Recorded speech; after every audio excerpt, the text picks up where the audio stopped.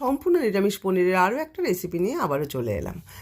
একটা মশলা রেডি করে নিয়েছি, পোস্ত, কাঁচা লঙ্কা, কাজু আর আদা। আর এদিকে একটা টমেটো নিয়ে নিয়েছি, টমেটোটাকে সেদ্ধ করে পেস্ট করে নিয়েছি। পনিরগুলোকে ভালো করে ভেজে এই সুদুষ্ণ গরম জলের মধ্যে রেখে দেবো।